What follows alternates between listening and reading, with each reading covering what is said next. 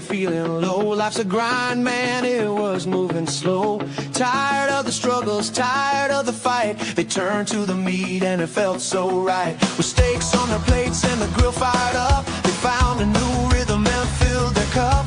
Joy started flowing, laughter's out of sight. Now they're living loud, embracing the night. Yeah, they went full carnivore and the joy has begun. Sickness and gloom like shadows, they run with every bite. Taking the feeling so great, sharing their message, they just can't wait. So tune in, my friend, each Wednesday night.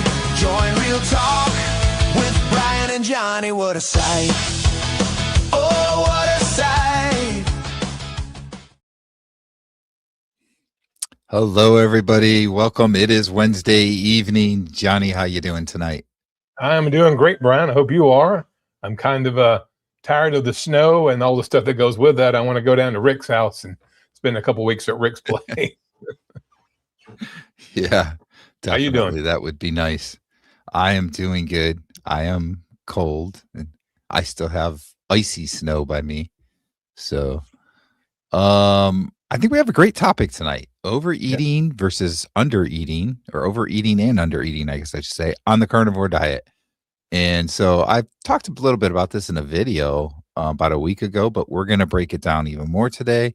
Let Johnny talk about some of his thoughts on it. We're going to let you guys give us comments, what you think, if you've run into trouble with undereating or overeating, whatever. And we'll get started with that in just a few minutes. First, I want to kind of get in the chat like I usually do and say hi to everybody. So we've got Paul in here. First comment already. Oh, and I should put the comments on the stage. There we go. So hello, Paul. Good to see you. Paul. He says he kicked a serious Coke Zero habit in January. Ate more butter too. Cut my insulin dose in half. Did not change anything else. Just stayed zero carbs. So that's great. Good job, Paul. Linda's here. Hello, Linda. Hey, Linda. Yes. Thanks for the reminder here too. Everybody hit the like button. Share this with your friends too. If you know anybody anybody that would benefit from this live stream, let them know we're on live right now. There's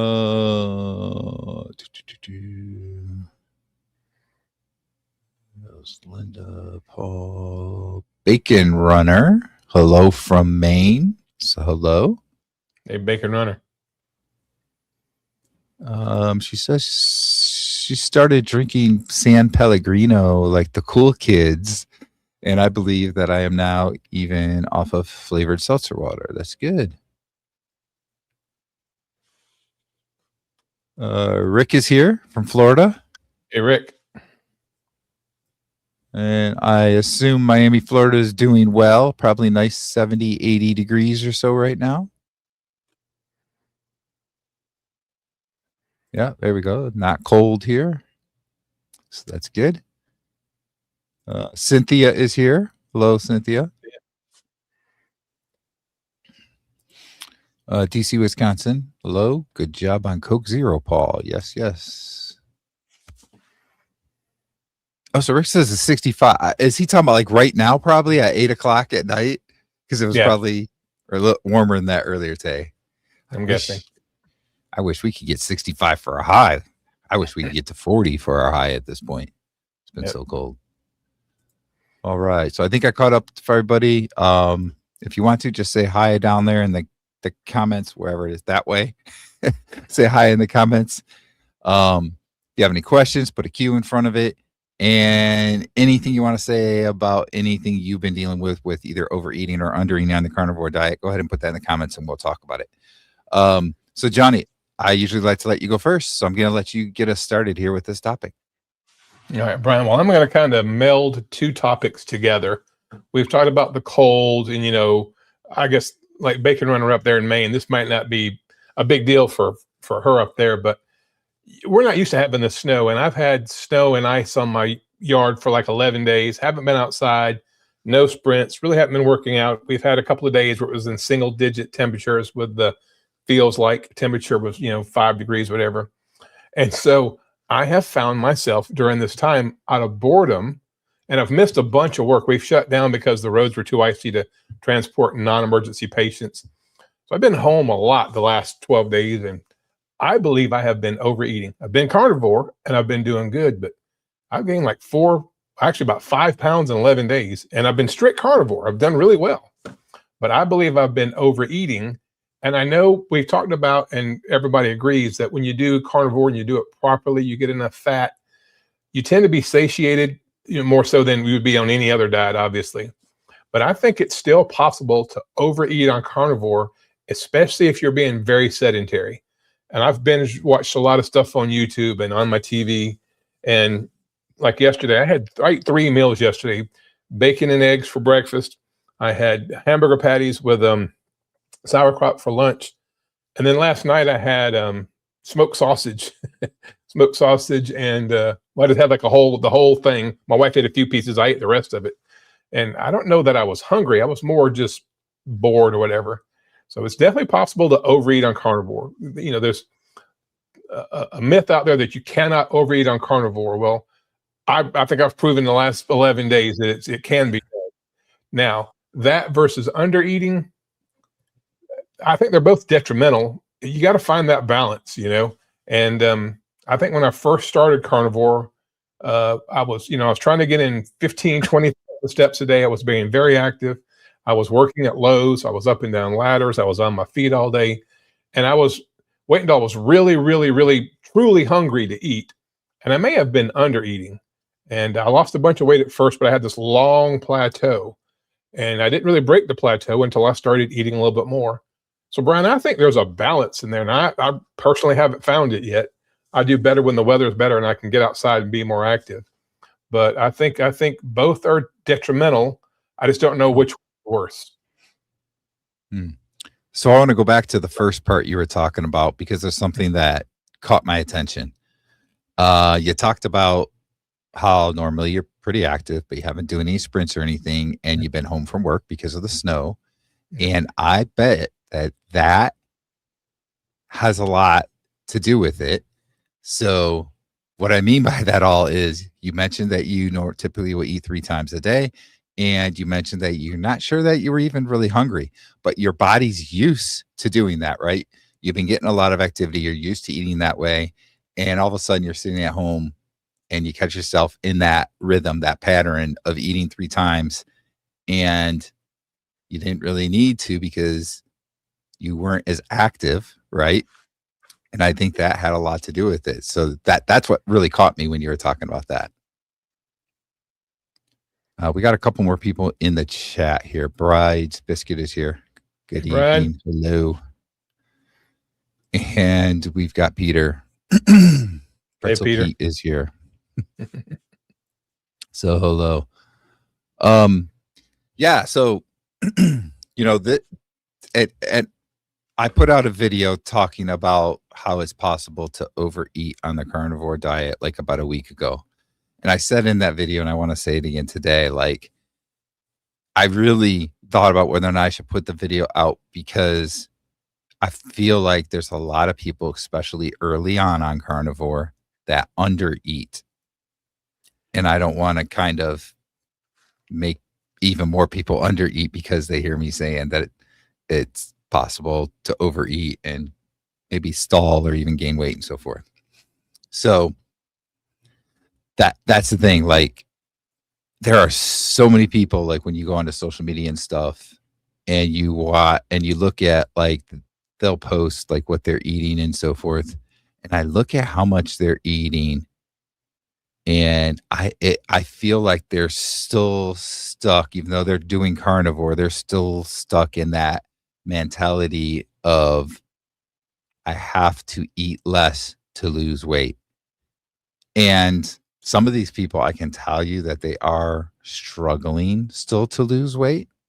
And I think that has a lot to do with it.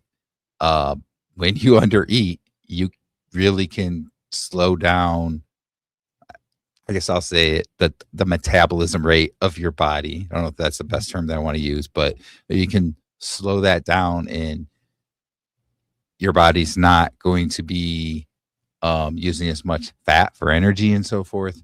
So I think that really hinders people. And I think some people that come to the carnivore diet run into that problem and they say, you know what, this isn't working for me. I'm not losing any weight. And really, it was just that they were under eating. Let's see if I can catch up on comments here. Just a lot of people saying hello to everybody, I think. Oh, Peter says Coke Zero is poison. Try switching to a sparkling water and you can add a small slice of lime or lemon for flavor. I love Topo Chico with a slice of lime. I've had Topo Chico before. It's not bad. Yeah. So, on that topic with under eating, I think that's something that is interesting because you kind of mentioned it, that you sort of, you lost weight at the beginning and then you kind of stalled out, right?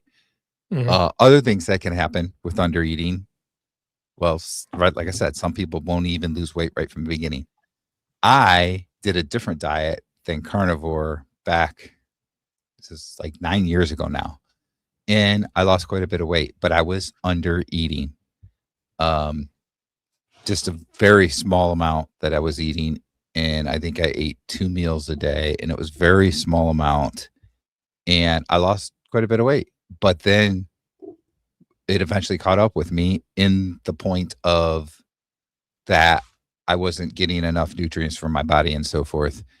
And this can happen to people. It definitely happened to me. I got to that point where I was just like, okay, I need to eat. So I completely fell off of that style of diet that I was doing and just went back to eating how I did previously, which was eating all the junk again, eating lots of it. And probably quicker than I lost weight, I gained all the way back plus some. So that's another thing that can happen when you undereat. So you really have to be careful of undereating. Plus, here's one other point I'll make out of this. And then I'll let you do some more talking on this subject. But plus, when you are first going to the carnivore diet, a lot of times you are deficient in like fat, for instance, because you were probably on a low fat diet. You might be deficient on certain nutrients and so forth. And because of that, you probably need to eat a little bit more at first to replenish some of that in your body. So when you're under eating, it's not really helping your cause on the carnivore diet. Right. And you're right, Brian. You will have your body has like a set point, and it feeds off whatever you do. Your body adapts to whatever you do. So if you cut your calories, cut the amount that if you're under eating, even if you're eating carnivore, you're getting, the nutrient dense bioavailable food. If you under eat, your body will set its metabolism point, its set point, if you will, to kind of match what you're doing. And you can tell because you'll start getting tired earlier in the day. You won't feel quite as good. What I'm struggling with right now, whether I undereat or overeat, however you want to term that, is when I look at it, all the experts say, and this is kind of across the board, that you need to get like 1 gram of protein per pound of ideal body weight. And when I eat an entire pound of ground beef, I eat bacon and eggs, like 6 slices of bacon, 6 pasture-raised eggs, then a pound of ground beef for supper. And that's the food I take in. I'm still not getting anywhere near the amount of protein, because I say my ideal body weight, say it's 225. Therefore, I would need 225 grams of protein. And so I don't know. I don't know if I'm, and I try to keep my fat to protein ratio around 60-40 or 70-30 fat to protein. I don't know. So that kind of comes into play too. Like what is the makeup of your food? Like, there for a while I was eating a lot of butter, and I still I had a stick of butter yesterday because I felt snacky. I just wanted a snack. And so I had a thing of, Kerrygold salted butter. So I ate that and it worked. I felt fine, but a lot of fat, but not a lot of protein. So I'm struggling even when I'm dialed in really well to get what they recommend would be the optimal protein. I thought about getting some like chicken leg quarters or just some drumsticks and put them in the oven with the skin, obviously, and eating that, because chicken seems like it has more protein per per gram than say ground beef. And the ground beef I eat is 85-15. So it's not super lean, but it's not as fat as the 73-27. But so I'm just trying to make sure that I get enough protein too, because if you don't get enough protein, or like, Brian, if you eat too much protein at one time, you have something called gluconeogenesis, and that can knock you out of ketosis. Your liver will take that excess protein and turn it into glucose, which could raise your insulin level, which could hinder your weight loss, right? So, I mean, it's not just like eat this much food or, eat this much food. You kind of got to look at what you're eating too. And then I think your activity level has a lot to do with it. I was going to show this picture real quick. That's what I was on my phone for a minute ago. If you guys can see that right there. But that picture was taken 2 years ago today. Now, I ate a similar quantity of food and times back then.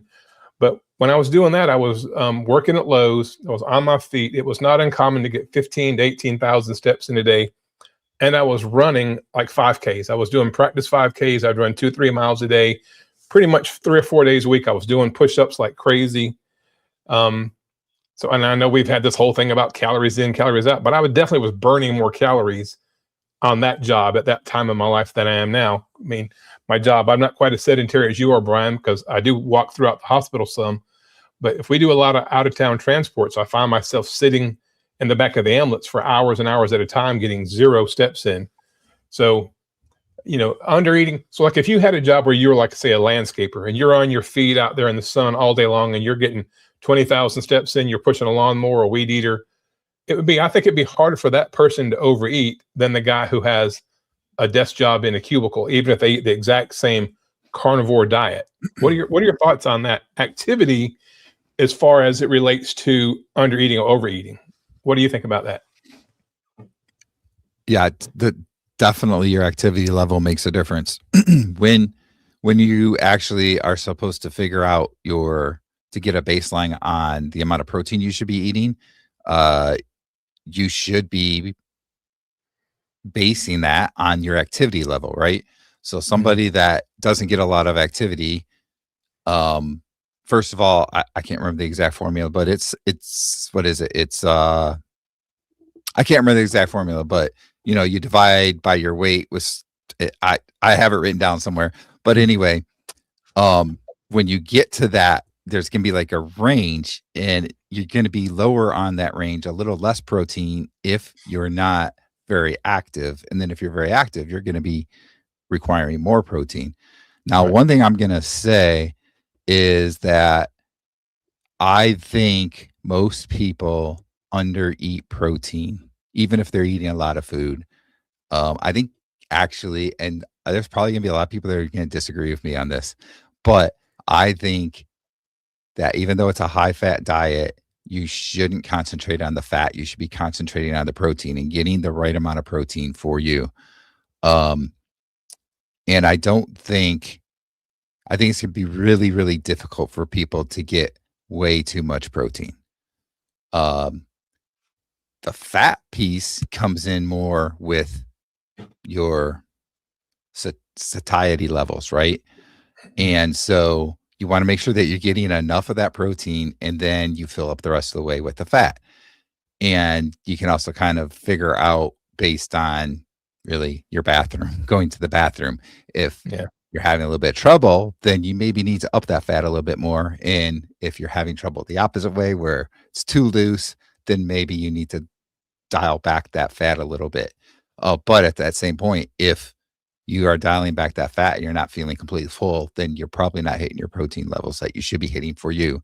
And it's going to be different for everybody. And I think it also can depend, even for that person, it can depend depending on what age they are as they're getting older. Again, I don't have any medical background to this. I don't think I've ever heard a doctor really talk about this. This is just my own thinking. But I feel that as you're getting older, because of the aging, you actually need more protein for, everything, your bones and all that kind of stuff. So Right. to me, I feel like it's going to be very, very hard to really hit too much protein. Right. But that's me. There's I'm glad a lot you of brought up. comments going on. Go ahead. I'm glad you brought up the part about the age, because I'm a big fan of Dr. Boswell, Dr. Boz, and there's a female orthopedic surgeon that I follow. I can't think of her name right now. I'll look it up in a second.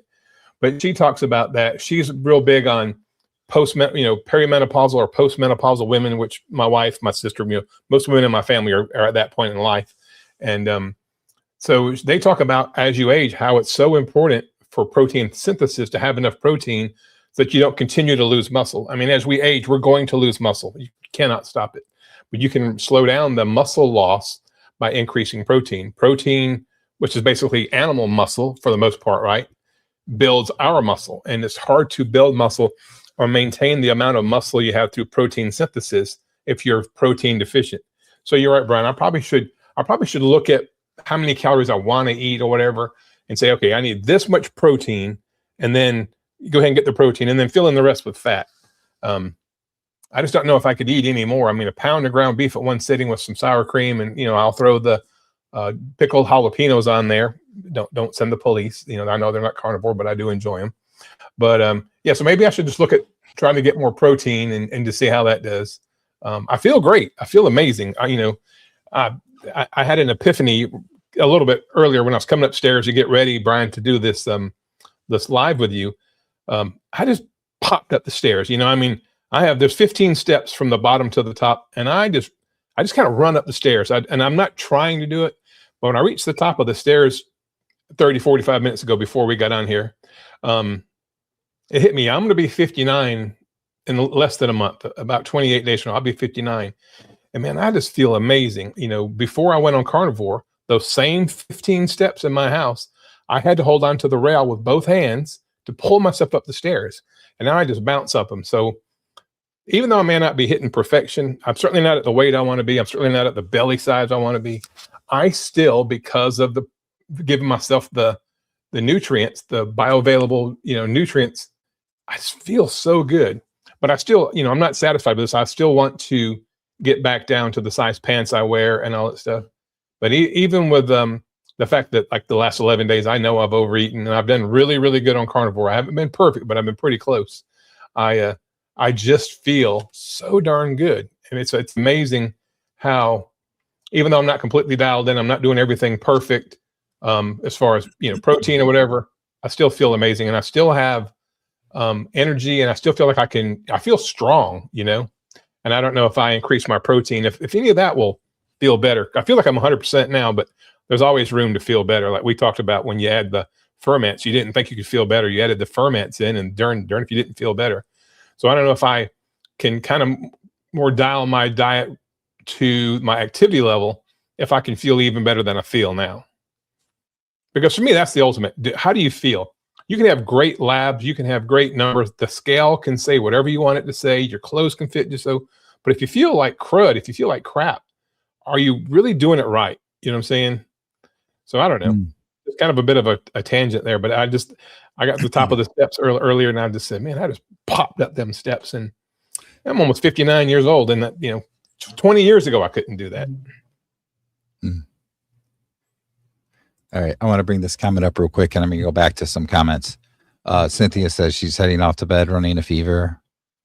So good night, Cynthia. I hope you feel better. You feel better, Cynthia. Yeah, thanks for popping in. Yeah. So Paul, back when you were talking about gluconeogenesis, he says that statement is false, and he said per K. Westman and Tony Hampton and Barry too.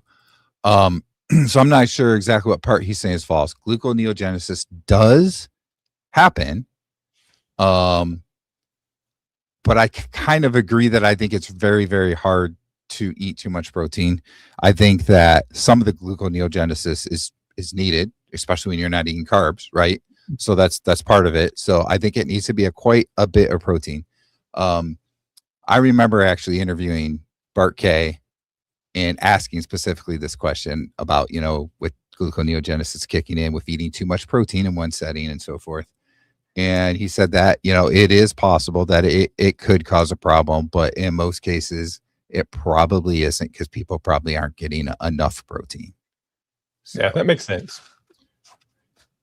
North Dakota Carnivore, Lance is here. Hey, so good hello, good evening. When I was talking about the protein, and I don't know that doctors say it, Paul says doctors always say with age more protein. So that's good. I guess I've never paid attention, so I didn't know that. But that's good that they do say that.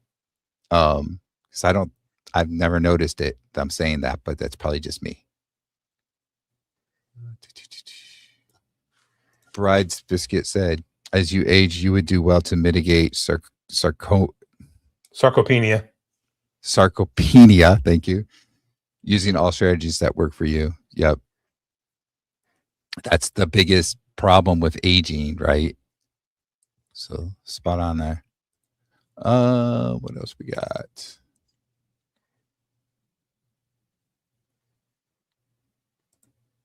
Peter says he was able to completely cure my tinnitus with high fat, clean carnivore.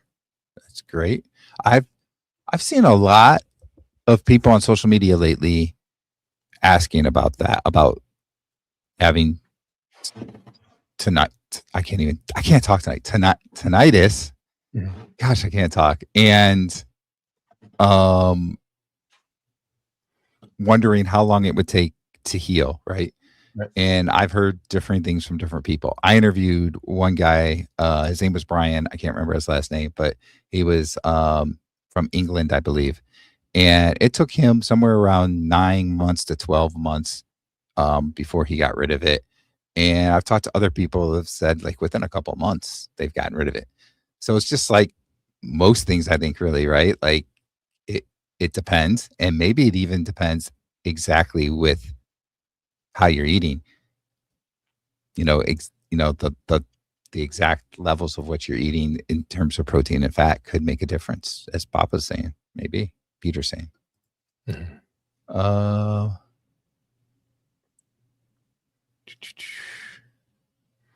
Let's see. Bride's Biscuit says gluconeogenesis is demand driven, not supply driven. 50 grams of protein results in only about 2 grams of glucose entering the bloodstream. Dose is always a poison when considering in consumption. That's true.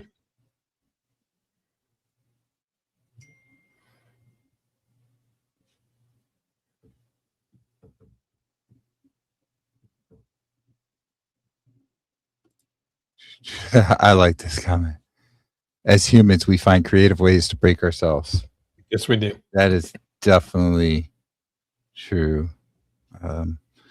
I mean, just look at how we are the only species out there that thinks that we can make our own food out of stuff that wasn't food and that it should be healthy, right?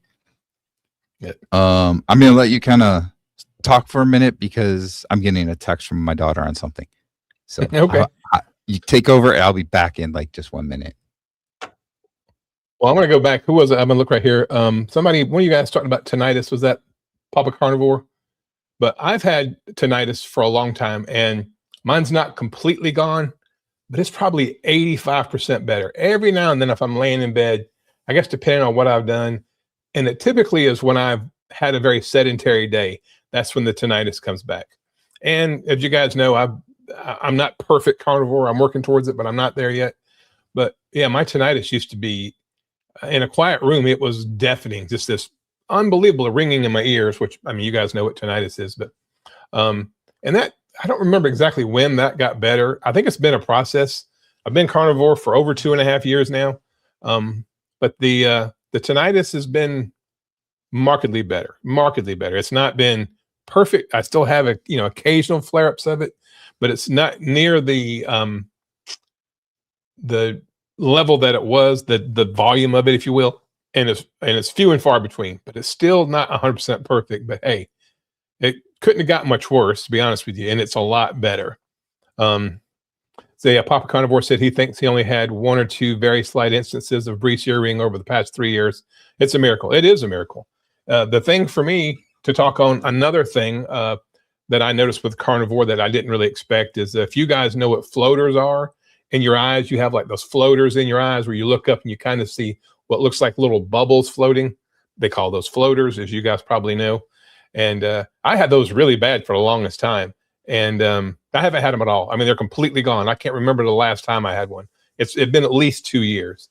And so that's been pretty amazing. And talking about the whole gluconeogenesis thing, I think Bride's Biscuit makes a point. Your body only does what it needs to do. It doesn't have like whatever demands you put on your body. So if you do some really hard, strenuous thing, lifting weights, trying to do as many reps as you can or reps to failure, and you have excess protein, your body probably will make a little bit of glucose because you got to have glycogen stores in the muscle for them to contract. So that's probably where it is. And it was silly of me to say, about worrying about gluconeogenesis at the same time I just said I probably don't get enough protein. But I have had people that I've watched on YouTube and on Facebook that have the CGM, the continuous glucose monitor, and they'll have a high protein meal and they will see their glucose go up a little bit. So I don't think you can throw a blanket and say it never happens. It's just like Brian said, it's really pretty hard to eat. If you eat enough fat, it's really hard to overeat protein. Unless you just sit down and eat like, a chicken breast, skinless chicken breast. I could probably eat a lot of protein like that. I wouldn't enjoy it, but I don't know. Yeah. Everything good, Brian? Yeah. I'm sorry. Okay. We're good. I saw this too, where Larry was talking about healing his. Boy, I can't talk. Why can't I? I'm having a blank. Tinnitus. Tinnitus. I don't know what's going on tonight, but tinnitus over a 21-day water fast. I saw when he was talking about that. So that is interesting. Now, Jason, hello, Jason. Good to see you here. Hey, Jason. He says, how long does floaters and tinnitus take to go away? Why am I having a mental block with that word? And then he says, I'm 34 days carnivore. Tinnitus seems less, but my floaters are still there and have a ton. You had floaters before, right? So yeah, really bad. Know a little bit on this subject. Yeah, I was just talking about that, Brian, while you were away. I think it was about 6 months for me. So 34 days, great start, keep going. It seems like, and I did go through it. I don't want to discourage you, but I went through a period of time about 2 months in where I had unbelievable back pain that came out of nowhere. Lasted about 5 days. I pushed through. I'd heard of this oxalate dumping. I pushed through, and then from that day, which was over 2 years ago now, to today, I've had no back pain, no hip pain, no knee pain, no foot pain, no ankle pain, no shoulder pain, nothing. And so it was about that time, if memory serves me correctly, about that time I noticed, because the floaters thing, one day I noticed I didn't have them anymore. It's not like I was looking for them and I couldn't find them. I just realized one day, I said, darn, I don't have any more floaters. And then I realized it had been going on for probably a couple of days. So just keep at it. Don't give up. Don't get discouraged. Jason, 34 days is a great, great start. Don't give up. But I guarantee you 34 days from today, you're going to start seeing more and more benefits. It takes a while. And the sicker you are, the more inflamed you are, the more metabolically broken you are, the longer it's going to take to fix all that stuff. So just be patient. I'm glad your tinnitus seems better. Brian, I was saying while you were gone, I still have tinnitus, but it's rare, few and far between, and every now and then I'll have a minor thing. But before I went carnivore, I had this loud, almost buzzing in both ears constantly. And so it's 95% better. And that's something I haven't talked about a lot because I guess it really wasn't that big of a deal. When I was working at Lowe's, there was so much noise and commotion going on all the time that I didn't really notice the tinnitus because there was so much outside noise. Now, going to work on the ambulance, if I have a patient in the back and the patient's sleeping or they're being very quiet, we're going to hospice, whatever, that's when I would notice the tinnitus, But like I say, it's 95% gone. It still comes back, not nearly as loud, and it's once a week, once every 2 weeks. So that's a lot better. Yeah. Jason says he has 60 pounds to lose. And you can do it, Bryce Biscuit. Yep. Bryce Biscuit says, I'm 14 months carnivore and have healed from 8 diagnosed diseases and many more conditions. Tinnitus hasn't moved for me yet. Yeah, see that one's an interesting one because like I said, I've heard people asking more about that recently. It's different, seems to be different for everybody. Yeah. Don't give up, Bryce Biscuit. It will get better. I mean, it sounds like your body's just healing thing after thing after thing. It's going to take a while to get to the tinnitus one. That's probably not one that your body's prioritized because you probably had other health issues that were more detrimental to your overall health, that your body is working on healing those. But the tinnitus, I've never heard anybody say that it didn't go away or it didn't get better. Maybe it didn't go away completely, but it seems like most things, diseases and maladies that we have when we go carnivore, if they don't go completely away, they usually get markedly better. So I'm going to throw a shout out there to my mother. My mother is in like more of an retirement type of home thing, right?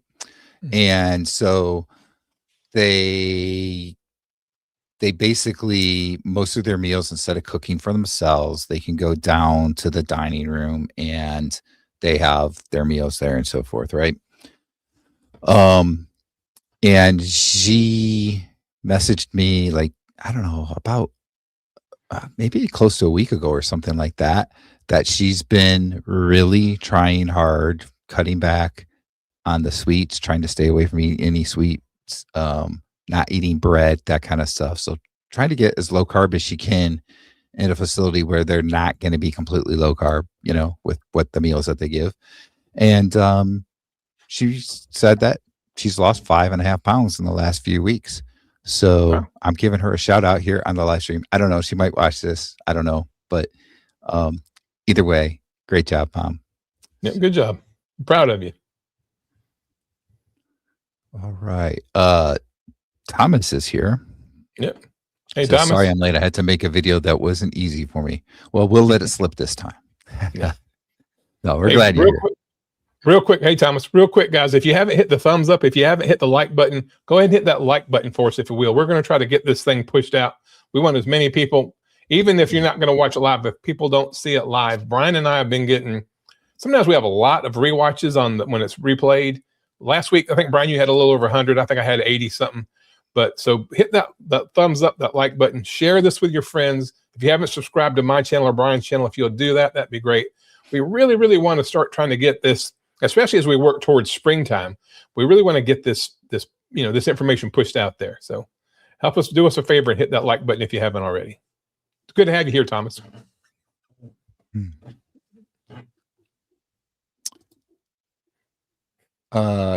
Calorie counting carnivore says, my mother insists on having coffee and 5 cookies for breakfast every morning. It gets her going, but I'm trying to talk up carnivore.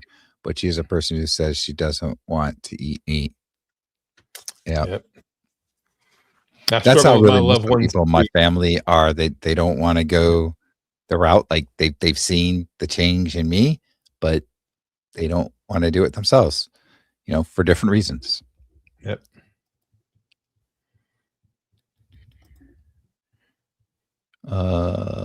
Thomas says, thank you, Johnny. My pleasure, friend. My pleasure. All right. I think we are caught up on comments. So let's see. We've talked a bit about the undereating. We talked a little bit about overeating. I'm going to talk a little bit more about what I talked about in my video with overeating. And it's something that I had said earlier that kind of caught my attention when you were talking too. Tends to happen to me sometimes. And it's been this way really since I got out of the holidays, which is interesting because I was really good over the holidays this year. Like I didn't have the cravings, the temptations and everything like I had in the past. But then as I got into January, I kind of went from eating 1 meal a day and doing a good 48 to 72 hour fast about once a week to really kind of slipping. And I don't think I really did any fasting for the most part. And I started eating like 2 meals a day. And kind of like what I talked about with you, I feel like I was getting in this rhythm. And there were times that I was eating that second meal when I really didn't need to eat. And to me, I think that can be a problem. Again, I don't want people to get too wrapped up into it because undereating can be a problem. And especially if you're new on the carnivore diet, you probably need to eat more than what you think you need to eat. But I definitely think at different stages, people can run into cases where they're overeating. I think that was happening to me. Now, I did just last week complete a 72-hour fast. That was my first fast, I think, here in 2026. I was going to start fasting today, but then I never did. So it didn't work today. But hopefully after today, maybe I can do another 48, 72-hour fast because, excuse me, I really think that since I started adding those in, that has helped me. I feel a little bit better with doing that. And I feel like, I talk a lot about how I kind of have a little bit of belly fat still there. I feel like it shrunk a bit in that December time frame as I was doing some of that fasting, and I need to get back to it because I think that's making a difference with losing some of that fat. So that was a long way, I guess, to say that. Brian, I saw a statistic the other day from one of the carnivore. I don't know if it's a carnivore doctor, one of the doctors I follow on YouTube, and they were saying that the data now suggests, that a better measure of health is not so much the scale or the BMI, it's the waist to height ratio. Have you heard anything about that? People talking about the waist to height ratio being a better predictor of metabolic health than, say, a BMI or what the scale actually says? I did hear one of the doctors talking about that recently. I want to say it might have been Dr. Sean Baker, but I'm not sure. But they were bringing that up. Yeah. That makes a lot of sense. Yeah. Because obviously, if you have a big belly, there's a pretty good chance you're going to have a fatty liver. That's one of the things that's going to cause your belly to poke out, as your liver expands, because based on where your liver is located in your abdomen.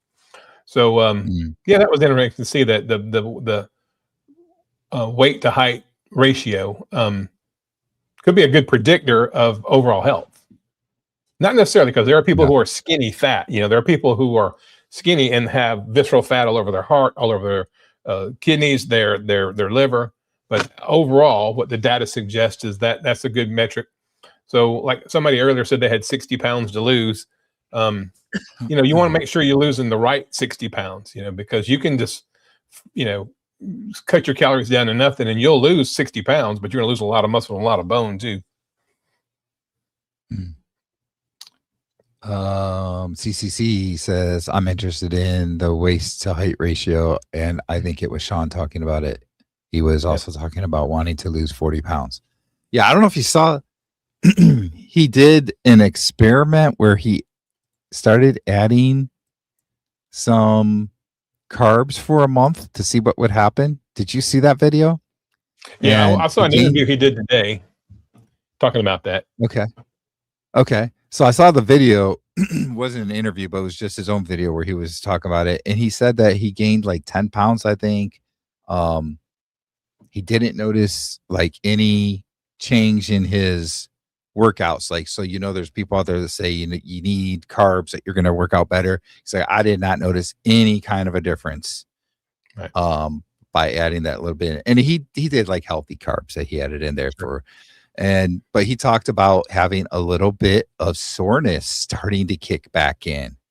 Some joint stuff, not anything really bad, but just with being so in tune to his body, like he started to notice it and stuff. So there was a few different things like that. And of course it was just an experiment, and now he's back to doing his normal carnivore thing. But I just thought that was interesting. And that comment that said that he wants to lose 40 pounds, that kind of reminded me of that, because I know he said that he had gained like 10 pounds or something doing that. Yep.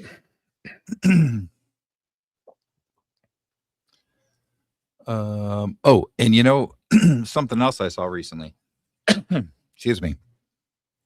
So we've talked a lot about visceral fat because we followed Dr. Sean O'Mara, and that's a big thing that he goes through with MRIs and stuff. You can do a DEXA scan that give you like your total amount of visceral fat, but the MRI will actually show where it's at and so forth.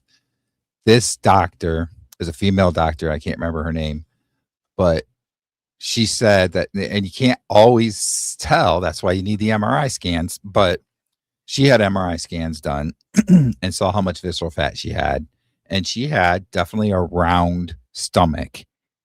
And I think it was like 30, 60 days or whatever, the transformation for her. And basically going no carbs, right? And the difference in the visceral fat was like night and day.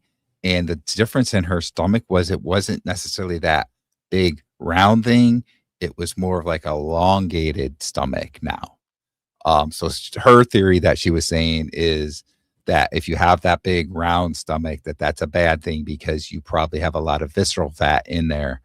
But she did also, of course, say, caution people that you really can't see the visceral fat. So you could look skinny and still have visceral fat. And Dr. Sean O'Mara has definitely seen that with patients that he does MRI scans on that are coming from eating a lot of carbs. Maybe they do sports, they're an athlete or whatever, but they do a lot of carbs and they actually have a lot of visceral fat. And then he gets them onto more of a carnivore diet, and I think it's 90 days later, he does another MRI scan and they've decreased their visceral fat by quite a bit.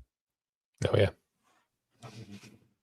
It's funny how you think these people that run marathons that look like cancer patients, they do these 26.3 mile, whatever it is, marathons, and they have, very, very skinny arms, skinny legs, but you think they're in great shape because they can run, 26 miles. And Dr. O'Mara talked about this in one of his videos. They have some of the highest rates of visceral fat. They have very little muscle. They have so much visceral fat. And he relates it to their cortisol being high. When you run for 20 some odd miles, your cortisol level is going to be way up there because that's a lot of stress on your body. And so you can have somebody that looks really, really thin. They can run 26 miles. And a stat I learned recently, did you know marathon runners have a higher cardiac event, whether it be cardiac arrest, heart attack, whatever, than the average population? Wow. That struck me as odd. I would have thought, so if you're in great shape, you can run, but yeah, their heart attack rate is not it may not be more than, but it's not any better than the general population. Yeah. Yeah. And they look thin, but a lot of them have large amounts of visceral fat. They just don't have it, they don't have all the subcutaneous fat just kind of to show it, basically. Yeah. I wonder though how much of that is just because of their diet. Like if you're doing, let's say you're somebody that does marathons or half marathons, but you're eating a carnivore diet, you probably don't have that visceral fat. Right. And there was one guy that I saw, a young guy. He's run like in 2025, or it may have been, I think it was last year. He did like 10 marathons and he's full carnivore. And he was on one of the big podcasters that I think it's like Diary of a CEO. And he's a carnivore and he does marathons, but he looked, he had muscle. He wasn't the emaciated looking like when he's full carnivore. And he did like three marathons in a month or something like that, some kind of crazy thing.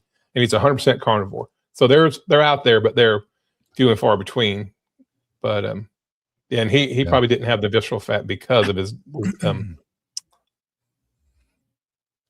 Yeah. So Paul says Bart K has pointed out the heart thing in runners.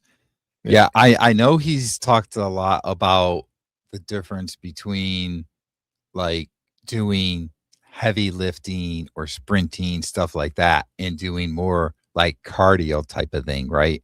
Where you're just jogging on a treadmill or that kind of stuff. And I know he talks a lot about that. Like that's not good for you. And I get it because that tends to lose muscle mass rather than gaining muscle mass, which the opposite, where if you're sprinting and lifting heavy weights, going to maximum effort, you're gaining muscle mass. So when you're doing the opposite there, you're losing muscle mass. And let's not forget, your heart is your biggest muscle in your body. So I can definitely see where that could be bad for your heart. Your heart is not your biggest muscle, but it's the most important one. Yeah. Bacon runner. That's what I meant. Yeah. Yeah. Bacon Runner says the average runner eats a ton of carbs. Yeah, I True. think that is true. Yep. All right. Did you have any more on the topic that you wanted to bring up with either overeating or undereating? I know we kind of fell off of it a little bit and started talking Yeah. about some other things here. Well, I know when I first went carnivore and I thought about how often to eat, how much to eat, I was really trying to do what we call intuitive eating. Listen to my body. Like somebody said, if you can't eat a pork chop, you're not hungry. Like if you think, oh, I'm hungry and you want a Pop-Tart or a donut or something like that, but somebody offers you a pork chop or a big piece of steak, you say, no, I don't want that. Then you're not hungry. You're hungry when whatever you eat tastes good. And I had really kind of got in tune with my body on that for the longest time. And then, I've had episodes where I've fallen off carnivore and I've put weight back on. I'm having a really hard time now finding that sweet spot of intuitive eating, like, eating when I'm bored. I mean, this last 10 days has been miserable. I've eaten all the right things, just way too much of all the right things. So I got to get back. Hopefully when the weather breaks and get back out there and I can be more active, I can get back to, and some of you on the chat, tell me if you've had this experience, get back to that, being able to understand your body. Like except for when I'm fasting, if I'm doing, like I've done a 72-hour fast, 100-hour fast, I've done all that. So if I'm not purposely fasting, I can end up sometimes going 24, 30 hours without eating. And it's not because I'm trying to fast. I'm just not hungry. And I've kind of gotten away from that, that intuitive eating. I need to get back to that, to where I'm not eating out of boredom. I'm not eating out of habit. I'm not eating because my wife is eating. I'm eating because I'm actually hungry. I'm not a big fan of trying not to eat. I'm a big fan of intermittent fasting when it's appropriate. But then when you do intermittent fasting, you're doing, like, say, a 24 split or an 18-6 or 16-8, go ahead and eat till you're completely full. Eat as much as you can. You're comfortably stuffed, as Dr. Berry would say. But I've got to get back to this, just eating when my body's truly hungry, so that I can find that overeating or undereating balance there. I have this question here, and this is interesting because I've used this term. I got it from Dr. Berry, the comfortably stuffed thing, but I've heard people say this, and I think this is interesting. Like, what exactly is comfortably stuffed? Like, it can be different for different people, especially if your brain is still getting the mixed signals from carbohydrates that you're not completely cured of, I'll say, right? And that's why I actually like the way Dr. Anthony Chaffee talks about eating until it doesn't taste the same anymore. So what do you think about that? Like, how difficult is it really to know how comfortably stuffed you are? How do you define that? Well, for me, I'll eat. Say I make a steak in my air fryer, or I pan fry it or whatever, and it's a nice, medium. I'm not quite medium rare. Sometimes I'm medium rare, and then I'm eating. It tastes so good, and then I'll be towards the end, and I put the mouth, and I'm chewing, and I just don't feel like I want to swallow it. You know what I'm saying? Like, I don't know. It's not that the steak tastes bad or tastes any different. I could just chew, and I just can't seem to make myself swallow. Like, I just don't, and I'll swallow that one bite. Then whatever's left on my plate, I'm done, because I'm not going to force myself to swallow food. I'm not going to force myself to eat. And for me, that was always the point where I knew, hey, you're full, you're comfortably stuffed, is what I'm chewing. And I haven't had this happen in a long time, because I've been eating eggs and bacon every day for probably 3 months now, without exception. But one day I did fix, I think, 8 eggs and 6 strips of bacon. I had fasted the night before, and about 2/3 of the way through the eggs, I don't know, they still tasted great. I just had them in my mouth, and I really didn't want to swallow. So I did something I don't ever do. I threw them in the trash because I had to go to work, and I wasn't going to save scrambled eggs.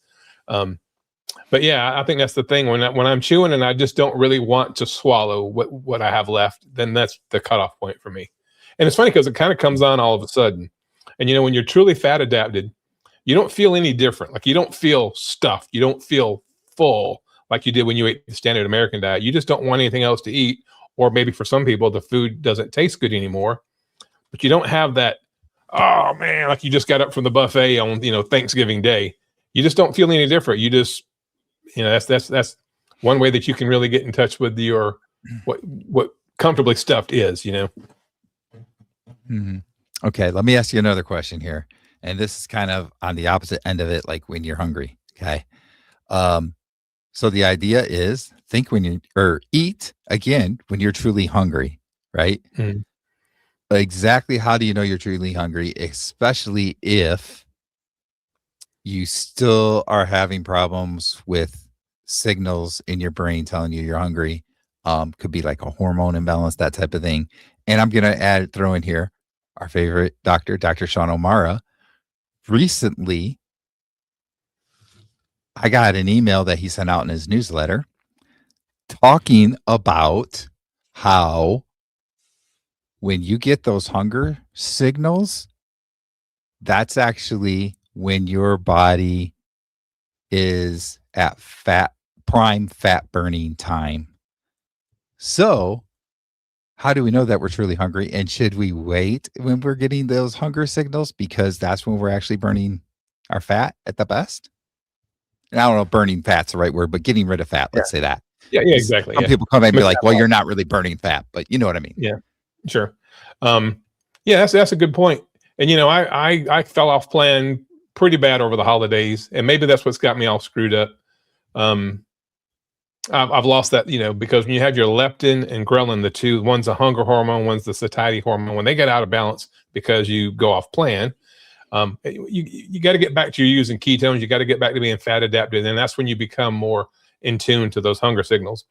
But I know when I'm fasting, Brian, I look forward to that hunger, that true hunger, because I know when I get that true hunger and when I'm fasting, that I'm in that sweet spot. I know my body's having to start breaking down fat to metabolize that. So I really I used to hate being hungry before I got on this way of eating. I'd be, oh, I'm so hungry, I'm starving, I'm going to pass out. But now, when I'm fasting, for example, if I'm trying to do a 72-hour fast, you get those hunger pains that kind of come in waves. I look forward to that. I enjoy that because then I know I'm really accomplishing something, where even though it's like it hurts so good. It's an uncomfortable feeling, but I'm so glad that it's there because to your point, and like Dr. O'Mara said, that's when you're really beginning to switch over to burning, get into nutritional ketosis or burning fat for energy. So that's what I think about. I don't mind that hunger feeling. And then, like when I did my 100-hour fast, which is the longest one I did, and I did it back in June of last year, from June, I don't know, 27th or whatever to July 1st, no, to July 4th, because I broke it on July 4th. I was really hungry. I was ready to eat at that 100th hour. And those last 3 or 4 hours, the hunger pains didn't come and go. They kind of stayed and they got more intense. I guess maybe because I knew I was going to break my fast. Maybe it was a psychological thing, whatever. But I was very, very, very hungry when I broke that fast. And I just had like 3 scrambled eggs and a little bit of butter. And then later on that day, I had some ribs that my wife made in the Instapot because it was 4th of July. But yeah, I don't know. The signaling thing, that's where we get it all messed up. The leptin and the ghrelin, the hormones, that one tells you, hey, eat. The other one says, okay, stop eating. And I have to look it up. I get them confused every time. But those two hormones kind of work, against one another. One saying, hey, you're full. The other one saying it's time to eat. So when you get off plan, or if you're doing a standard American diet or whatever, those hormones are completely screwed up. And it comes from a lot of the ultra processed food that messes with your chemicals and your brain, the hormones actually. So I don't know. I think I know when I'm hungry. Here lately I've been eating because I'm bored, because it's just been a miserable 10 or 11 days. But I'm gonna get back on plan. I mean, I've been on plan for what I'm eating, just eating out of habit or boredom or trying to pass the time or whatever. Has got me all messed up. Yeah. I noticed for myself when I get like those hunger pains, it's typically somewhere around 20 to 24 hours after I ate. So like now when I've kind of been in that pattern of eating 2 meals a day, I don't have those hunger pains. And that's probably part of my overeating thing. Right. But when I was in December doing really well, I was basically doing OMAD, and then I'd have the days that I would do fasting as well, 48, 72-hour fast. But it's interesting. Like on days that I fast, I still get that hunger, like around the 20, 24-hour mark or so. But after that, it kind of goes away as you continue to fast until you get a little bit later. And then you know you're really ready to eat. But it's interesting how that all works, and crazy how it all has a lot to do with your hormones. It's crazy. People keep wanting to talk about sardines. Oh. Bryce Biscuit says, I've never been sardine hungry. If I was in that plane crash in the Andes with that football, so that'd be soccer team here in the U.S., by the way, we're talking about, and the plane was filled with just sardines, I would have died. CCC says, got to run, call mom. Have a great night, everyone. Thanks for joining us, CCC. Yep. All right. See, they were talking about sardines earlier. Paul says he never touches sardines. I think somebody said, you know you're hungry when you're sardine hungry. If you're hungry enough to eat sardines, then you're truly hungry. Yeah. Somebody put that in someone put that in a comment in one of my videos more recently, and I'm like, oh, I don't know. I mean, the interesting thing for me with sardines is not the taste at all. Like, I thought it tasted pretty good.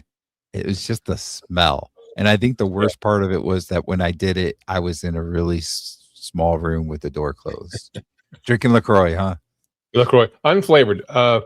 I have my wife bought me for Christmas last year. She got me a Soda Stream. So I usually make my own sparkling water with just filter water out of the refrigerator and put the CO2 in there. I'm out of the CO2 cartridges. I got to go get me some more. So I bought me a 12-pack of this LaCroix unflavored. And it's pretty good. You know, who was it? So earlier I was talking about breaking the Diet Coke habit. This was a great way for me to get away from Diet Coke because I still enjoy the fizz or the bubbles, the CO2, without having the chemicals that come with Diet Coke. Or my thing was Diet Pepper. Mm. Yeah. Well, Brian, what you got going on? You got something coming up tomorrow night? I do. And I know I haven't seen Greg here. He's probably busy, but Greg will be with me tomorrow night doing a live. Boy, it's probably been a whole year since the last time we did a low carb football party. And every time I say that now, I have to say it kind of slow and make sure I say it correctly.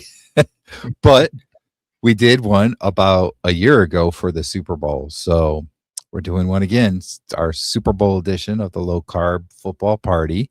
And we're going to do it tomorrow night. So a couple days before the Super Bowl. So we're going to talk a bit about some good low carb and carnivore ideas for foods that you can eat, or ideas like if you're going to a Super Bowl party and you think there's going to be like some bad foods there, what you can kind of do to try and stay away from those cravings, that kind of stuff.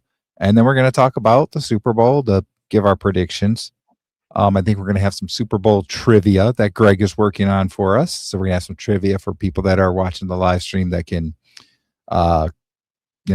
answer in the comments and so forth. So yeah, it should be a fun time. That's going to be 8:00 p.m. Eastern time, 7:00 Central time tomorrow night, Thursday. So. And Brian, I haven't followed football in several years. I haven't watched a football game in 10 years. I haven't watched a down of football in 10 years. When they started doing some of the protesting stuff, my son was in Afghanistan, and it kind of hit me wrong and kind of gotten away from football then. But I do know that the starting quarterback for the New England Patriots is from Huntersville, which is where I live, just outside of Charlotte. So that's kind of cool, having a local kid who seems like he's doing pretty good. He's a good Christian kid, seems like, and he's the starting quarterback in the Super Bowl. And I think he went to see the Super Bowl one time or whatever, and he had his picture made with whoever was it, the GOAT, what was his name, Tom Brady or whatever, and now he's playing in the Super Bowl. That's pretty crazy. So I guess I'm pulling for New England just because the quarterback is from the town that I'm in right now. So I'll pull for them to win. I'm not going to watch it. I haven't watched a down football in 10 years. I'm not going to watch it, but I do hope that New England wins. I mean, after them to win without Tom Brady, right? Yeah, right. Yeah. And I'm pretty positive I remember seeing that Super Bowl he went to. It's the only Super Bowl he's ever been to, but Right. it was is it SoFi Stadium, San Francisco? I And think that's so. where the Super Bowl is this year. It's the same Wow. exact stadium. That's kind of funny, isn't it? Yeah. So yeah, it should be a good game. I think. I gotta say, my probably in the last 10 years or so, my biggest focus on the NFL is that I play fantasy football. And so I watch Red Zone and want the players on my fantasy team to do well. I am a big Detroit Lions fan, I will say that, but they always disappoint me. So even a couple years ago when they went 15-2, they couldn't even get to the Super Bowl. So there was that. So yeah, Well, my biggest thing with the Super Bowl is just kind of watching all the touchdowns on Red Zone and seeing, hoping that my fantasy players score touchdowns to give me points. I live here in Charlotte, so the Carolina Panthers are our home team, and it's been really, really, really tough. But I watch the news, so I see if they won, and it seems like they had did they win the division this year? Their division, or they come up close, whatever. I know they didn't make it past the first round of Yeah, they playoffs, did. but yeah, it's pretty cool to be in the area and finally have a winning season. Yeah, we got a soccer team here now, and they get a lot of attention out of the Charlotte FC or whatever. And then, of course, the Hornets, the basketball team here, they've been on a hot streak. Man, the Hornets have won like 7 or 8 games in a row, and usually they struggle, but they have been on fire lately. I don't watch the basketball, but I do see the scores come up there, and of course, it's on all the local news that the Charlotte Hornets, the basketball team, is doing really well here lately. Didn't mean to distract from football, but there was a sports theme going there. So, of course, you know me, I'm just a big NASCAR fan. I don't really put a lot of time and effort in the other sports, but I'm a big NASCAR guy. That's kind of why I live in this area. That's what I moved here for. And got the Daytona 500 coming up. I think next weekend we'll be at the Daytona 500. So that'd be kind of cool. Get that season started again. Are you kind of close to Darlington, where you live? Darlington is about 100 miles from here. It's not too far. Okay. I live really, really close to Charlotte Motor Speedway. Really close. And it's funny because Joe Gibbs, who was the former head coach for the Washington Redskins, I think they won 3 Super Bowls with him as their coach. He lives not too far from where I live, and I used to go to church with him and his family. And tragically, both of his sons, JD, his oldest son, died of some rare brain problem. They never really gave it a diagnosis. And then his younger son, Coy, who I was good friends with. I say good friends with. I knew him and he knew me. I tend to over exaggerate, but Coy died. I think about 2 years ago. But yeah, Joe Gibbs is somebody. My wife and I both met him and talked to him. We went to church with him for several years. That's pretty cool. Washington Redskins, and Dale Earnhardt Jr. is a huge Washington Redskins fan. If anybody cares about Dale Earnhardt Jr. So is this a NASCAR? Because I'm not as familiar with NASCAR. Is this a NASCAR thing? Smoky Click? Yeah, I don't know what Smoky Click is, but Junior Johnson was. NASCAR started because when the prohibition was going on, these guys would soup up their cars to try to outrun the police, the revenuers they called them, and were hauling moonshine, illegal moonshine, and that's kind of how NASCAR became. And so Junior Johnson, who was from the mountains of North Carolina, was really good at that. His car would outrun the police and the revenuers and everything. He became a NASCAR driver, won a bunch of races, and then became a car owner and let other people drive for him. And he was a living legend. They actually made a movie about him. I can't remember the name of the movie, but there's been a movie made about his life. And cool. Yeah, he was a great local hero. He's been dead for several years, but he owned a big chicken farm. He was I can't remember the name of the chicken, Holly Farms Chicken, but he was part owner of that. So anyway, Smokey Unick. Smokey Unick. That's what he's trying to say. Smokey Unick. That's Smokey was from Florida. He was an engine builder, and he could build an engine to do about anything. Smokey Unick, Smokey's Garage. He was a true artist when it come to building engines and pistons and cylinder heads and things like that. He would cheat so bad and never get caught, but his cars won all the time. Always had a cowboy hat on. Smokey Unick. He was from Florida. I don't think he ever lived in the Carolinas. He was always down in Florida. So. Unfortunately, I don't know a lot about NASCAR, so I can't help with this conversation right now. But that's okay. I remember when I was a kid, I watched a little bit, and I believe that was Dale Earnhardt Sr., right? He was just known as Dale Earnhardt at the time, Right. I think. So, but yes, I remember him. Yeah. And I remember, you get those like Hot Wheels or Matchbox cars, whatever. Oh, yeah. I had like cars that were like his, like number 88, I believe, right? Am I remembering correctly? He was the number 3, always number 3. Number 3. Okay, it's number 3. And the 88 might have been somebody else, but I remember like, having the. Yeah, 88 would have been probably back then would have been Buddy Baker. I know all these guys. I mean, I know more about NASCAR than most people know about any other sport. I breathe it, you know. And I raced in NASCAR for a couple of years. I never made it to the big leagues, but I did race in single A NASCAR. NASCAR has like these entry level divisions. They have like in baseball, you'd think single A, double A, triple A, and then the major leagues. NASCAR kind of has the same thing. They have like what I raced in was called the NASCAR Dodge Weekly Racing Series, and it was the feeder to the, that was like single A baseball, like the Mississippi Mud Hens or something like that, in NASCAR. And we moved here in 2002 for me to try to make a go at being a NASCAR guy, because that's what I thought about since I was about 3 years old. And I drove a car for another guy in 2002, and then 2003 I built my own car. The guy that I drove for helped me build my own car. I cashed in a 401k, took out loans, maxed out credit cards. I did everything I could, and I actually won a race in, I guess it was probably April of 2023. And then the very next week, going into turn 3 at the track was Concord Motorsports Park, a half-mile high banks tri-oval. The gas pedal stuck going into turn 3, and I was leading the race and hit the wall about 120 miles an hour right in front of where my wife was sitting. She was in the grandstands, and when I realized what happened, I was trying to turn. I should have turned up into the wall, but I turned away and then slid up and slammed into the wall, and I hit the wall right where my wife and my youngest daughter were sitting. And I got shook up. I didn't have to go to the hospital, but I was banged up pretty good. And my wife told me on the ride home, she goes, "Well, you can be a race car driver or you can be married, but you can't do both, because I'm never going through that again." She said, scared her pretty good. And then my daughter was crying because everybody thought I was dead, and I probably should have been, but this old hard head, So that was my last race. That was back in 2003. And anyway, just kept working in EMS and then drove a truck for a while. And anyway. Yeah. So Paul's got a comment down there that says, said Ned Jarrett took my son around Charlotte Motor Speedway. Ned Jarrett is the father of a guy named Dale Jarrett. Now, Dale Jarrett was my wife's favorite driver. That was the one that she really took to.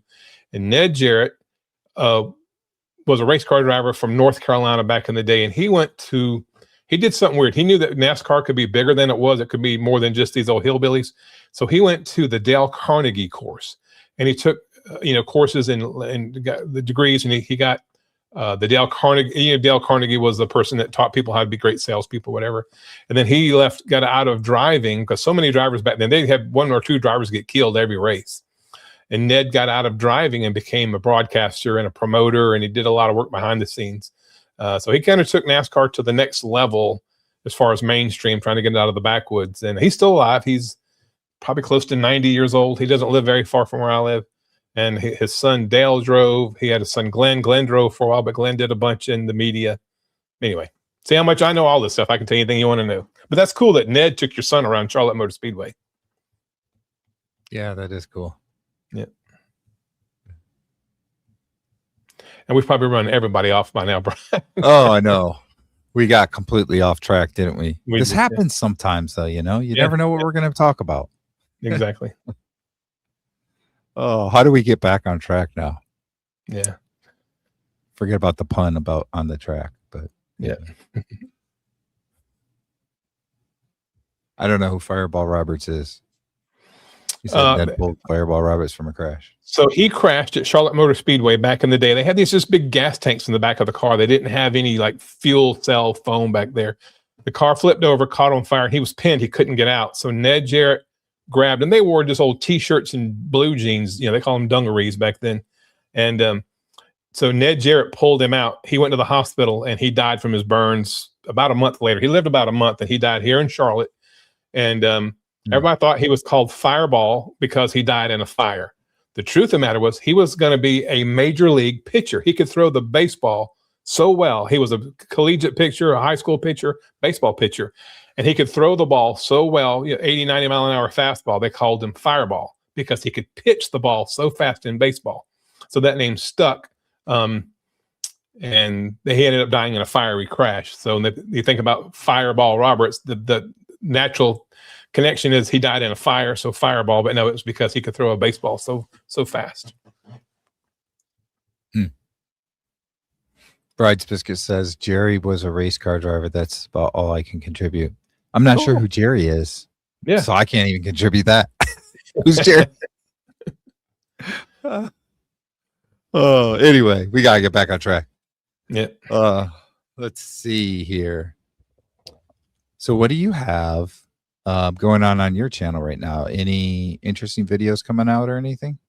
Yeah, I put one out today. You know, Brian, you saw me on Facebook yesterday. If you guys follow me on Facebook, you saw I was playing with some AI stuff, and I took a picture of myself, and I asked AI to, the artificial intelligence, Grok actually. It wasn't Grok, it was a different one, to show me what I would look like in 20 years if I'm 80 or 85 years old. And of course, it made a picture with me sitting in a wheelchair with gray hair. And so I made a video today on the carnivore diet and growing old. You know, like, when is it too late? Is it ever too late to start the carnivore diet? If you start the carnivore diet like me in my late 50s, what can that look like as I go forward into my 70s, 80s, 90s, whatever, you know?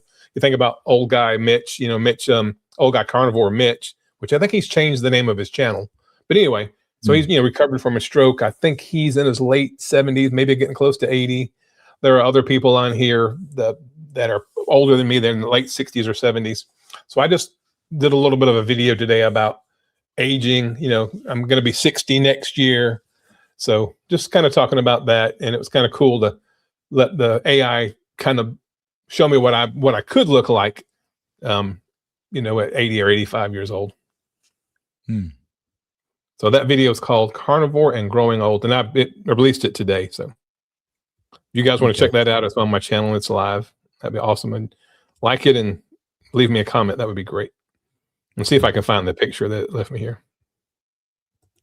Rick says 60 always seems so old. It did when we were young, didn't it? Yep. So that's the picture of me that it made. That's the one where you're doing the backflips in the on Facebook. It's funny because I look just like my dad in that picture. My dad, who is 82 years old now, he's not in a wheelchair. My dad still gets around great. He's a cattle farmer. He raises beef cattle. But that looks just like my dad, except for, now my dad is not a carnivore, but he eats his own meat. He eats beef pretty much every day. He has a pond on his land. He gets fish from his pond. He grows his own vegetables on his own land. He lives out in the middle of nowhere, so he breathes clean, fresh air, clean, fresh water from his well. My dad has very little gray hair. He has got a full, thick head of hair, and it's got more gray in it now than it had, but he's done pretty well to be 80. Well, he'll be 83 in June. Still gets around great. But in that picture, I look just like him. I'm okay with that. But I won't be in a wheelchair, hopefully. Oh, I like this comment. Objectively, my 60s look better than my 40s. It's never too late to heal. That's right. It's like now I'm in my 50s. I'm 52, and I feel so much better than I did in my 40s. I mean, I feel like I did when I was in my 30s, like early 30s at this point. Yep. And it's funny, Brian, we, to hijack the subject a little bit, we talked about overeating and undereating and carnivore and all that stuff. I think about now, I think Paul said he's 70, so he's 10 years older than me and 18 years older than you. But, I used to dread getting older. I used to think, oh my gosh, what's life going to be like when I'm 65 or I'm 68? I don't think about that at all now. I just, like I said earlier, I ran up the stairs tonight to come up here and get the computer ready for the live stream. And I got to the top of the stairs. It just occurred to me how fast I ran up the stairs and how excited I was to do it. So it's completely flipped the script, if you will, on how I look about the future. I can't wait to be 70 or 80 or 90, you know, and I think I'm still going to feel good up until maybe in my, you know, hundreds, who knows, you know. I just, I don't worry about getting older now. I'm trying to get better, faster, stronger, leaner, smarter. So anyway, Yeah. it's completely changed my paradigm on how I look at aging just by being healthy or healthier. I'm still not healthy, but I'm healthier than I was 3 years ago. That's for sure. Mm-hmm.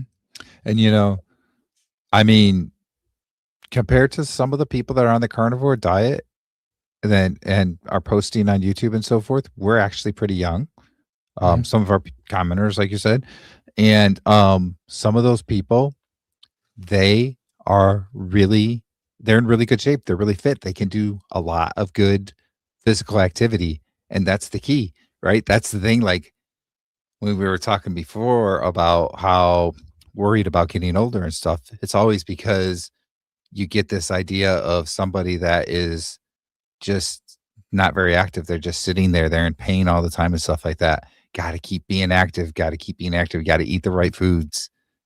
We were talking about protein earlier. Eat a lot of protein, right? Yeah, All those exactly. kinds of things. Bry Biscuit mentioned Maggie, the rancher up in Canada, 82. You know, yes, she is crushing it. I mean, look at Rick. I know he doesn't look anywhere near his age, but he's in his 50s and he's very flexible. He can do all kinds of stuff. It's just that really is the key, is the eating healthy, eating the right foods, and staying active.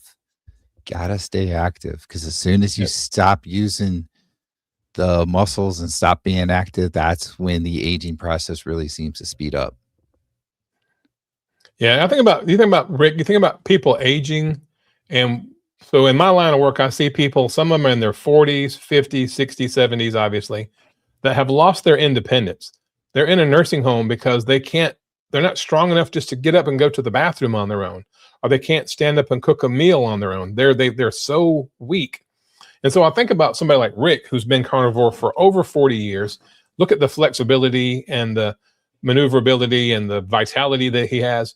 Rick will probably be independent at the rate he's going until he's in his 90s. I mean, he'll be the guy that's 95 years old, still living by himself, taking care of everything, taking care of his house.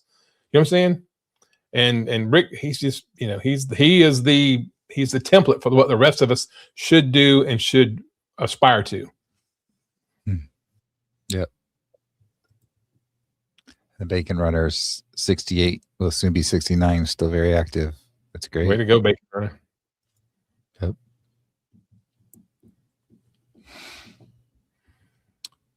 All right. Well, I know it's a few minutes early, but I think this might be about a good time to kind of wrap it up. Yep. We did mention I'm going to be on with Greg tomorrow evening. I think Greg was having trouble getting it to set up properly for his channel. So I think it's just going to be on my channel for the live, but then after the fact, he's probably going to be able to put the recording out later on his channel. So we got that. And I've got next Monday, I will be on live stream at 4:00 Eastern time with Coach Edens on her channel. That's cool. I don't remember if it's streaming on my channel as well. It might just be on her channel. I can't remember, but whatever it is. So I have that coming up too. And then of course we'll be back next Wednesday, 8:00 p.m. Eastern time, 7:00 Central time. Anything you want to say to take us out here? Yeah, just look forward to seeing everybody back next Wednesday. The Wednesday after that, I won't be on. I already told Brian I won't be on 2 weeks from today. My wife and I are getting ready to move to Aiken, South Carolina, that area. We were there looking at the lot where our house is going to be built. My brother came over to check it out, and he ended up buying the house right behind where we're going to be living. So I'm really excited about that, having my brother that close. Maybe I can get him on the carnivore diet. He's talked a lot about wanting to do more carnivore. He sees how we're only 17 months apart. I'm 59, he's 60. So we're close in age, and I can outdo him on everything. And that hadn't always been the case. He So I'm going to try to work on him, get him on the channel. He'll be living literally right behind me. We're going to live with him until our house is built. So I'll be going down there that 2 weeks from now, helping him move into his new house. And then hopefully I can get him on the channel and get him started in carnivore, at least get him more carnivore-ish or ketovore. He's got a really good friend of his that had gastric bypass surgery, and it's his best friend. And the guy had struggled with his weight. He's tried everything except carnivore. And his friend, I'm not going to say his name, but he knows me. He knows of my story. I'm trying to get him to go carnivore. He had this gastric bypass surgery, and he's already put most of the weight back on, and the surgery was only 1.5 years ago. So I'm going to work on my brother and his buddy, trying to get them on the channel and get them doing carnivore, and we'll see how it goes. So anyway, I won't be here 2 weeks from now. I'll be helping my brother move. I might chime in on the comments if I have a chance, because we'll be down at my brother's place. But I'll be here next Wednesday, and I'll have another video out on my channel next Wednesday. The video from today, carnivore and growing old. Check that out if you get a chance. I would appreciate it. Give it a thumbs up and a like, if you will. Other than that, Brian, I've rambled way too much. All right. I'll probably get a guest to come on that week. That'll be the 18th. So, all right. Sounds good. Again, we'll be here back next Wednesday, 8 p.m. Eastern time, 7 p.m. Central time. And thank you, everybody, for joining this evening. Bye. Bye-bye, y'all.